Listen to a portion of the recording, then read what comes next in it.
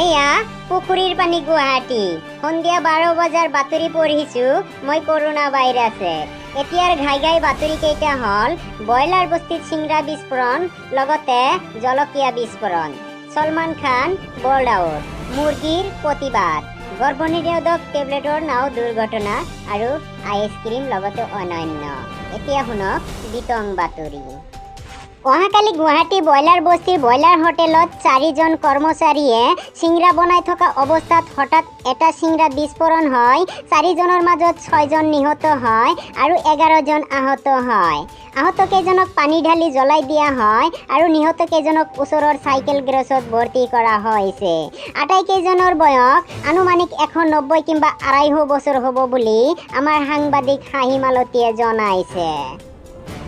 হাঁহ মুৰ্গীৰ তীব্ৰ প্ৰতিবাদত কঁপিছে সমগ্ৰ দেশ সিহঁতৰ দাবী মহক অতি শীঘ্ৰেই ভাৰতৰ পৰা বিতৰণ কৰিব লাগে নাইবা হাঁহ মুৰ্গীৰ কাৰণে এচি থকা আঁঠুৱা যোগান ধৰিব লাগে নহ'লে অহাকালিৰ পৰা সকলো মুৰ্গীয়ে কণী পাৰা বন্ধ কৰি দিব অহাকালি কাজিৰঙা অভয়াৰণ্যৰ পৰা 5000 কিলোমিটাৰ নিলগত এটা পৰুৱাই এটা হাতীক চোৰাংভাৱে খাবলৈ লৈছিল আধাখিনি গিলি দিয়াৰ পাছত পৰুৱাটোক সেন্দুৰা পোকে আহি আক্ৰমণ কৰে যাৰ বাবে পৰুৱাটোৰ ৰাজহাড় ভাঙিতেও এতিয়া মিঠাইৰ দোকানত অপাৰেশ্যন হৈ আছে যোৱা সপ্তাহত ব্ৰহ্মপুত্ৰ নদীত সুখী মায়াবুৰী ইত্যাদি গৰ্ভনিৰোধক টেবলেট কঢ়িয়াই অনা নাও এখন ডুব যায় পিছত নাৱত থকা টেবলেটবোৰ মাছে খাই পেলোৱাৰ বাবে নদীৰ সকলো মাছৰ কণী পাৰা বন্ধ হৈ যায় যাৰ ফলত মাছৰ বজাৰত এতিয়া জুই লাগিছে যোৱাকালি কোম্পানীৰ পৰা বেছি পানী লৈ আহি থকা অৱস্থাত বল্টুৰ আণ্ডাৰপেনৰ পকেটৰ পৰা চলিপলিৰ বাবে লৈ অনা এটা আইচক্ৰীম পানীত পৰি পানীৰ লগত মিহলি যায় সম্পূৰ্ণ 6 মাহ ধৰি আইচক্ৰীমটো বিচাৰি আছে কিন্তু এতিয়ালৈকে তাৰ কোনো সন্ধানেই পোৱা নাই কোনোবাই তাৰ সেই আইচক্ৰীমটোৰ সন্ধান দিব পাৰিলে তাক এটা মৃত মুৰ্গী উপহাৰ দিব বুলি ঘোষণা কৰিছে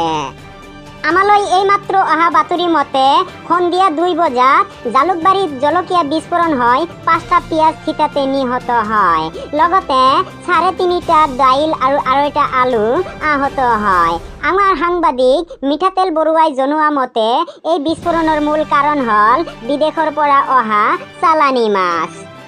এতিয়া দিছো খেলৰ বাতৰি অহাকালি সলমান খানে কেটৰিনা কাইফক প্ৰচণ্ড চৰ মাৰি 2 ৰান কৰি বল্ড আউট হৈ পেভিলিয়নত উভতি যায় শেষত শুনক বতৰৰ বাতৰি অহাকালি বকো ছয়গাঁও চমৰীয়া নগৰবাৰা কালাতুলি হনতুলি কুকুৰমাৰা পলাকবাৰী বিজয়নগৰ জামবাৰী দৰং মংগলদৈ হাজৰিকাপাৰা নাহৰকটীয়া ধূপধৰা কৃষ্ণাই চুকুনিপাৰা কলিতাপাৰা ইত্যাদি অঞ্চলত মজলীয়া ধৰণৰ পাতলীয়া পায়খানা বৈ যাব পাৰে সেয়ে উক্ত অঞ্চলৰ লোকসকলক 10 নম্বৰ বিপদ সংকেত মানি চলিবলৈ সতৰ্কবাণী কৰি দিয়া হৈছে লগতে যাৰ যাৰ পায়খানাত আগতীয়াকৈ পানী জমা ৰাখিবলৈ অনুৰোধ জনোৱা হৈছে নহ'লে কাপোৰ বেয়া হয় তাৰ পৰা কৰোনা ভাইৰাছ বিয়পিলে অসম চৰকাৰ তাৰ বাবে দায়ী নহ'ব আমাৰ বাতৰি এতিয়ালৈ ইমানেই সামৰিছোঁ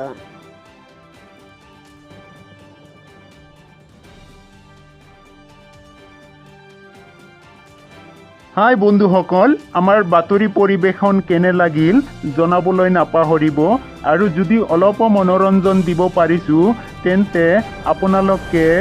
অলপ মৰম কৰি আমাৰ চেনেলটো ছাবস্ক্ৰাইব কৰিব বুলি আশা থাকিল আমাৰ ব্লগটোৰ নাম হ'ল আজিবৰ ব্লগ তো আপোনালোকৰ মৰম পালে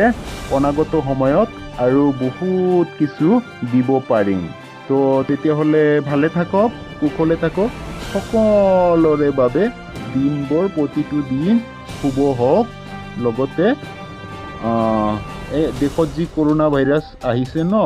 সেই ভাইৰাছৰ পৰা সকলো ৰাইজ মুক্ত হওক তো আজিলৈ এৰিছোঁ বাই